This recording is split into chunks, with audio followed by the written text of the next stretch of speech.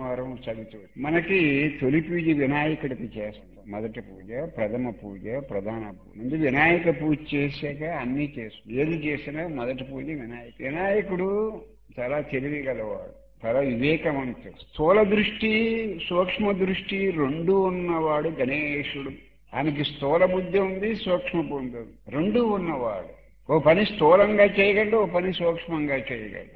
భౌతికంగా చేసి పని బాగానే చేస్తాడు, కేవలం తెలివితేటలతో ఆలోచించేసి పని కూడా బాగానే చేయడు. రెండు పనులు బాగా చక్కబెట్టగలడు. ఆయనే స్వామి, వినాయక స్వామి. ఆయన ఆ ఏనుగు తొండం ఉంది చూడండి, ఆ తొండంతో పెద్ద పెద్ద చెట్టుల్ని పడగొట్టేయగలడు.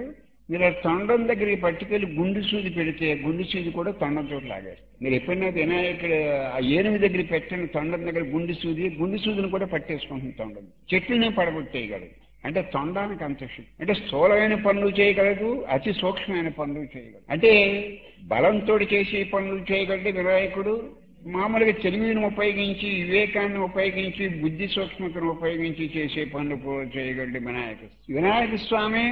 వినాయక స్వామికి వాహనం ఎలుక, మూషిక వాహనుడు, గరుడ వాహనుడు విష్ణువు, వృషభ వాహనుడు శివుడు, మయూర వాహనుడు సుబ్రహ్మణ్య స్వామి. ఈయనేం వాహనుడు మూషిక వాహనుడు. ఎక్కడికి వెళ్ళినా ఎలుకన్నా వెళ్ళిపోతాం. ఆయనకి వెహికల్ అనమాట. మీరందరూ కార్లు ఉన్నాళ్ళు కారులోనే, బళ్ళు ఉన్నవాళ్ళు బళ్ళలోనే ఎలాగ వెళ్తున్నారు. కారు ఉంటే కారు, బస్సు ఉంటే బస్సు, బండి ఉంటే బండి ఎలాగ వెళ్తున్నారు. వాడికి వాహనం ఎలుక, ఎక్కడికి వెళ్ళినా ఎలుక మీద వెళ్ళిపోతాం.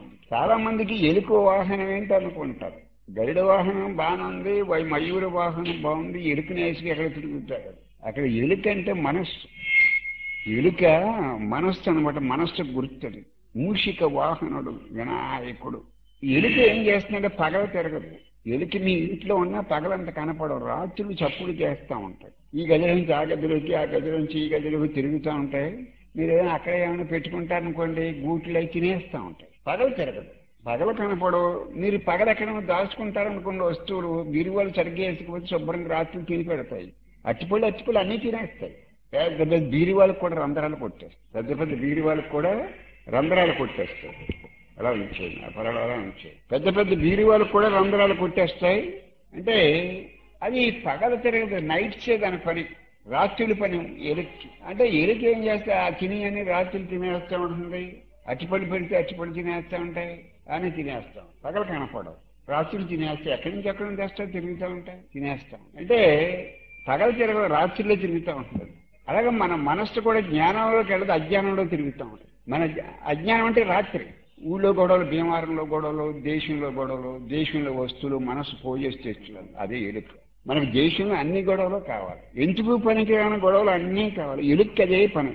నాకు చిన్నది తినేసి ఊరుకుంటుందంటే మిగతా చిన్నగా మిగిలిన ఇళ్ళ కన్నంలో పెట్టేసుకుంటా ఉంటాం. కోచింగ్ అనమాట.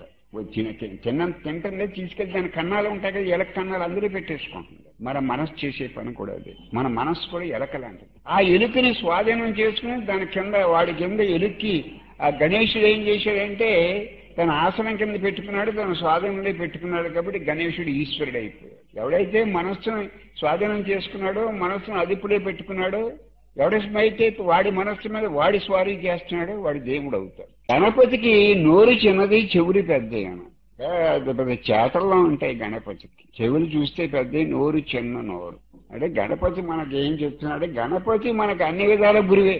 అంటే గణపతి చెప్పేది ఏంటంటే మన అందరికీ మీరు ఎక్కువ వినండి, తక్కువ మాట్లాడండి. నాకంటే గణపతి పద్ధతి మీకు అందరికీ ఉంది. మీరు ఎక్కువ వింటున్నారు, తక్కువ మాట్లాడుతున్నారు. మేమేం చేస్తున్నాం? ఎక్కువ మాట్లాడుతున్నాం, తక్కువ వింటున్నాం. గణపతి చెప్పింది ఏంటంటే ఎక్కువ వినండి, మీరు తక్కువ మాట్లాడండి అని చెప్పాడు. ఎక్కువ వినటానికి ఆ చెవుడేమో చాట్లను పెట్టుకున్నాడు, తక్కువ మాట్లాడటానికి నోరు చిన్నది పెట్టుకున్నాడు. వాడు గణపతి. ఓం గం గణేశాయ నమః. ఓం గం గణేశాయ నమః. ఓం గం గణపతయే నమః. ఓం గం గణపతయే నమః. ఓం గం గణపతయే నమః. ఓం గం గణేశాయ నమః.